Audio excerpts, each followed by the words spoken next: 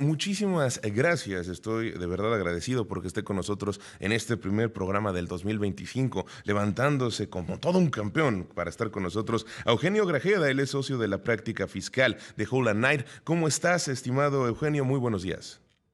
Juan Carlos, con mucho gusto de estar aquí. De verdad te agradezco mucho que estés con nosotros porque justo te buscaba hace unos días porque creo muy importante los cambios que fueron anunciados al cierre del año en distintas áreas y en distintos sectores de cuestiones fiscales en nuestro país. En una de ellas ya lo estaba abordando un poco en el resumen, pero creo que hay otras de las cuales podemos platicar, pero principalmente esto ha sido una noticia importante desde las últimas 48 horas, ¿verdad? Porque fueron cambios para que las reglas de plataformas de comercio electrónico paguen impuestos en nuestro país. Por favor, platícanos un poco cuáles son estos cambios, estas modificaciones para que las empresas pues paguen distintos impuestos, el IVA en específico en México. Claro, mira, esto es parte de un paquete económico, de un paquete de reglas, un conjunto de reglas que publica el SAT año con año, que establecen principalmente las particularidades alrededor del cumplimiento de las obligaciones establecidas en las leyes primarias. Es decir, específicamente las resoluciones misceláneas fiscales son estas reglas que publica el SAT año con año, en donde se establece el cómo, cuándo y dónde las obligaciones establecidas en la ley de impuesto a la renta, la ley del IVA, el Código Fiscal, se deben de cumplir. Esas leyes, la ley de impuesto a la renta y la ley del IVA, fueron reformadas, de hecho, Juan Carlos, desde el 2020. Y es a partir de esa fecha en el que las empresas que operan a través de plataformas digitales en México tienen diversas obligaciones fiscales que tienen principalmente la finalidad de coadyuvar al SAT en la recolección de impuestos. Y esto es muy importante entenderlo.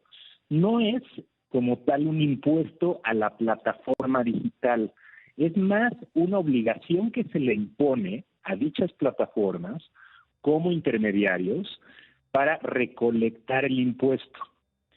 Todas estas obligaciones van a depender del tipo de plataforma que sea, don Carlos. Es decir, si son de aquellas que permiten acceder al contenido, descargar películas, música, Netflix, Spotify, por ejemplo, o si son de aquellas que fungen más como intermediarios, es decir, las que están en medio de oferentes y demandantes de bienes o servicios.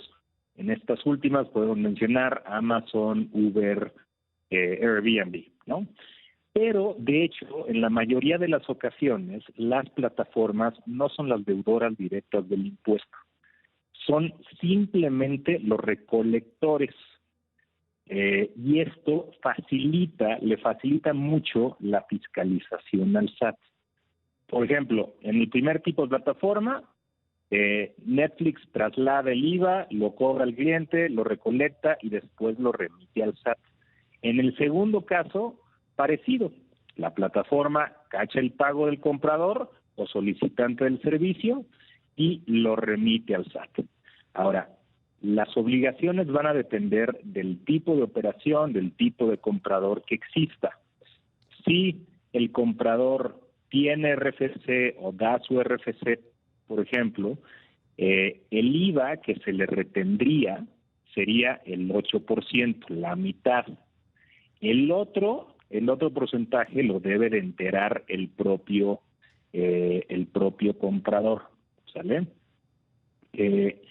Por otro lado, en el caso que no haya RFC, el IVA se retiene en su totalidad, ¿sale? Y entonces es la plataforma digital la que lo entera en su totalidad al SAT. Eugenio. Pero siempre por cuenta de alguien más, ¿vale? Eugenio. Y en el caso de impuesto a la renta es igual, y es que el RFC del vendedor en este caso se cuenta con él, la tasa de retención es del 1, pero si no hay RFC, la tasa de retención es del 20. Y es así también como el SAT se asegura de conocer a las personas que participan, a los vendedores o personas que generen ingresos a través de estas plataformas. Perfecto, Eugenio. Ahora, esta parte entiendo bien que los cambios que se dieron desde el 2020, pero ¿por qué es que en específico se está señalando en esta ocasión y con la actualización de fin de año que hace el SAT? ¿Por qué se Okay. señala en esta ocasión a las plataformas de comercio electrónico, siendo que antes ya sabíamos, por ejemplo, fue muy sonado, perdón, fue muy sonado lo de Uber, fue muy sonado lo de otras plataformas que tenían que empezar a cobrar el impuesto. Entonces, ¿por qué en este momento en específico estamos hablando y sobre todo plataformas chinas? Es parte de una narrativa que se está dando porque se dice que Shein, Temu y compañía son las que tienen que empezar a pagar este impuesto. Entonces, ¿por qué? ¿Por qué en este momento son señalados así? Claro. A ver, el conjunto de reglas que parten de la sección 12 de la resolución miscelánea es importante sí mencionar que sí ya existen inclusive desde el mismo momento en el que se introdujeron estas reglas a nivel ley primaria, ¿saben? Desde el 2020. Sin embargo, han habido año con año cambios importantes a las mismas, adecuaciones que derivan como reacción por parte del SAT a diferentes imposibilidades prácticas o inclusive elusiones o evasiones por parte de compañías extranjeras de esta obligación y de este impuesto. En materia de ventas de ciertas plataformas, no solo chinas, extranjeras en general, el problema que había existido en los últimos 2 años es que en muchas ocasiones el vendedor, vamos a decir, Amazon o otras plataformas como las que mencionas de origen chino, pueden ser las vendedoras directas, ellas mismas del producto, y lo pueden ser desde el extranjero. O también pueden fungir como intermediarias de vendedores, conectando a un vendedor extranjero y a un comprador mexicano. En este caso, la cuenta bancaria en donde se recibe el monto y la persona que va a recibir el pago puede ubicarse fuera de fuera de la República Mexicana. Y fuera del sistema de bancos mexicano, sobre el cual el SAT pudiera tener un mayor control. Entonces, en este caso, había 2 problemas. Uno, no se estaba pagando apropiadamente el IVA al momento de importar el bien al país. Y 2, tampoco se estaba pagando el IVA apropiadamente cuando se tratara de una venta de bienes ubicados dentro del país, operación sujeta a este impuesto, ¿no? Entonces, el único cambio, digamos, en ese sentido, que sí se incluye este año, va en ese sentido. Vas a obligar ahora a todas estas empresas que fungen como intermediarias en el extranjero a retener la totalidad del impuesto. Le va a cobrar al comprador mexicano el bien. El mexicano va a tener que pagar el 16% de IVA a la plataforma, y la plataforma va a tener que voltearse y pagar la totalidad al SAT. Así, el SAT se asegura que la plataforma digital en el extranjero no se vaya a ir sin despedirse, ¿no? Tiene ahora entonces la obligación de enterar ese 16% en su totalidad.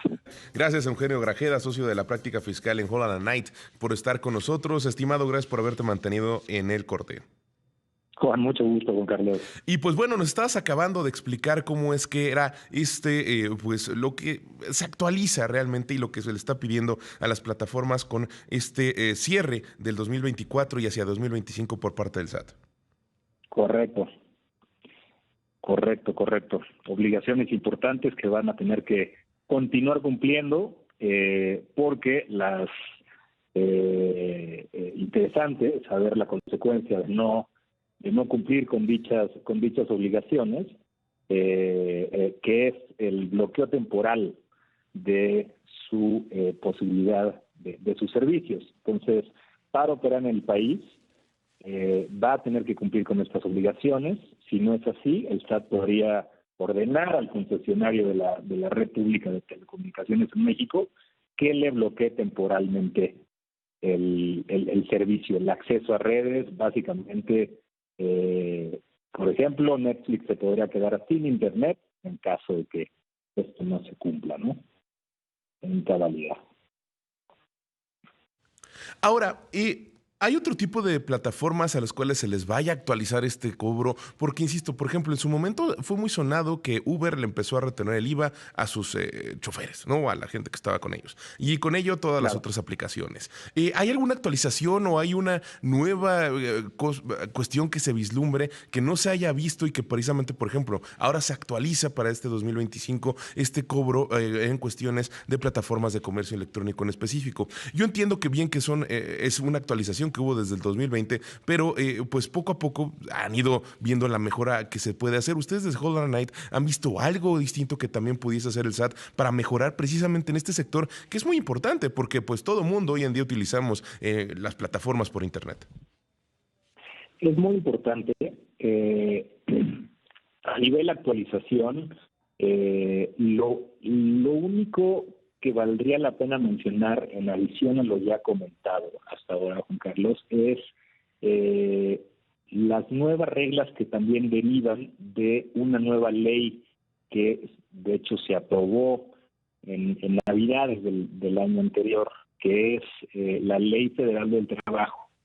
En esta Ley Federal del Trabajo ya se estipula que todos los trabajadores de plataformas digitales se suponen como subordinados a las mismas, ¿sale? Y con eso, pues, desde luego, derivan otras obligaciones y otros derechos para los mismos trabajadores. Sin embargo, estas actualizaciones son más que nada en relación a el pago del seguro social. No es como tal un pago de impuestos que se le aplique a las plataformas digitales, ¿no? Entiendo bien, y justo viene una charla que tiene que tenerse entre las empresas, ¿no? Aquí hemos escuchado al líder que tienen las empresas de plataformas y tiene que venir distintas charlas al respecto porque ya si bien ya se hace la ley, pues tienen que venir las leyes secundarias que ayuden a su aplicación. Y entonces esta parte de la visión de los impuestos pues es muy importante y como bien lo mencionas, pues tienen que actualizarse todo para que no solamente quede volando la ley original y que se lleve a la práctica lo que tienen que hacer todas las empresas, ¿no? Claro, y súper importante en ese aspecto, no olvidar que la resolución miscelánea fiscal, como parte de estas leyes secundarias que tienen que establecer el cómo, cuándo y dónde, no deben ir por encima de lo que establece la ley. Si la Ley Federal del Trabajo, la Ley de Impuestos sobre la Renta, la Ley del IVA establecen ciertas obligaciones, no se pueden establecer nuevas a través de la resolución miscelánea fiscal.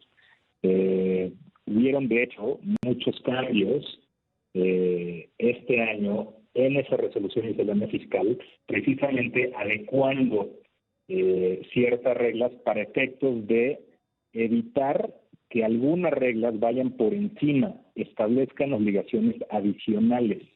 Y eso fue algo muy bueno de esta resolución miscelánea fiscal que se publica para el año 2025.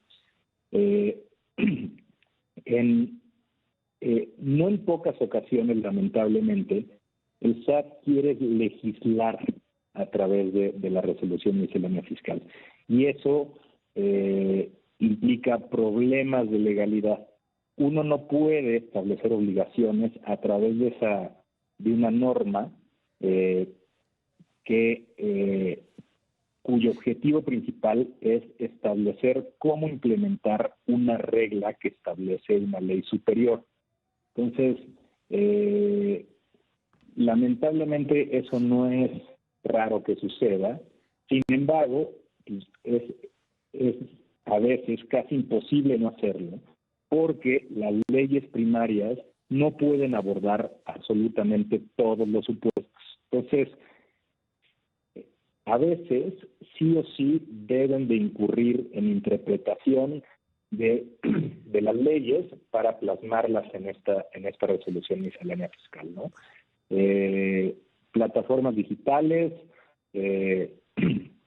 deberían de siempre revisar año con año todas estas obligaciones establecidas en la sección 12 de la resolución miscelánea fiscal para revisar si es que en realidad, como ha habido casos en años anteriores, estas reglas pueden ser o no combatidas a nivel tribunales por ir más allá de lo que establece la ley. Entonces, algo que mencionas es clave, sí, establecer leyes secundarias para saber cómo cumplirlas. Sin embargo, sí cuidar siempre esta parte de no ir más allá. Ahora, Eugenio, estamos entrando en el año 2025, como siempre, se habla mucho acerca de cómo ha habido un cambio en el sector tributario, porque ahora representan una buena entrada de ingresos para el gobierno de nuestro país. De hecho, más del 90%, 80 y tantos por ciento de los ingresos que tiene el sector público nacional se ha venido por estos cambios que ha habido y es un hecho de que México dejó de ser un país petrolero para tener ingresos de otras partes. Ha sido muy importante señalado cómo incrementó, por ejemplo, el IEPS, ¿no? A lo largo del año pasado, y esto fue porque se cobró el IEPS completo a las gasolinas en distintas semanas. También vamos con el IVA, que subió 1.6%. Se vio también el cobro del ISR, en fin, que también fue positivo y tuvo un avance. Entonces, ha habido una mejora en algunas cuestiones de la tributación en México, pero también hay otras que todavía no se acaban de mejorar. Yo siempre lo digo así, somos apenas cerca del 25% de los trabajadores los que generamos más del 70% de la riqueza y el pago de impuestos en México. Entonces, ¿cuáles son las cosas que ves hacia 2025 que pueden mejorar o no y que falta trabajo en ellas para que esto, pues, haya un cambio en México? De acuerdo contigo, Juan Carlos. A pesar de que ha habido un incremento en la eficiencia de la administración tributaria en México, es decir, la fiscalización se ha vuelto mucho más eficiente por parte de las autoridades y eso ha derivado en mayores ingresos tributarios. La base de contribuyentes sigue siendo muy poca. Ampliar esa base de contribuyentes es clave para el crecimiento económico de México. Tener programas de regularización, parte de ellos, y ha sido, hay que decirlo, un buen régimen. Parte de ese objetivo se estableció con la implementación de un régimen que se llama régimen simplificado de confianza, que tiene la intención de llamar a todos esos trabajadores que generan un ingreso menor a 3 millones de pesos anuales a registrarse en el RFC, porque si es así, van a pagar impuesto solamente a una tasa del 2.5% máximo. Es decir, es un aliciente que estableció Hacienda para decir a todos esos contribuyentes informales, a toda esa informalidad que existe, ven, regístrate, date de alta y solo vas a pagar este 2.5% de impuesto. Este reciclo ha tenido, sí, una gran aplicación.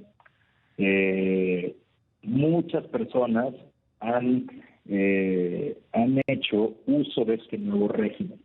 Sin embargo, lo que no ha funcionado como debería o como se esperaría es a nivel economía informal. Esa economía informal que se estaba pensando iba a formar parte ya de esta base de contribuyentes con este régimen, se ha quedado muy atrás de lo esperado. Eh, una persona que antes trabajaba en la economía informal no está teniendo esta reacción esperada, no está teniendo este aliciente, no sé si sea por falta de medios de difusión, porque simplemente no hay interés por parte de esta persona trabajador de la economía informal de pues entrar al mundo de las obligaciones fiscales. Y eso Es, se entiende porque uno casi le tendría miedo. Ok, voy a pagar muy poquito, pero la verdad es que me voy a meter a un mundo en donde ya voy a ser fiscalizable, ya el SAT me va a poder perseguir, me va a quitar mi dinero, voy a tener es, que presentar declaraciones, Sin duda es casi una todo situación esto. compleja, Eugenio, y de verdad quiero que en otra ocasión sigamos abordándola. Se nos está acabando el tiempo del programa. Te agradezco mucho, Eugenio Grajeda, socio de la práctica fiscal de Holland & Knight. Gracias por haber estado con nosotros.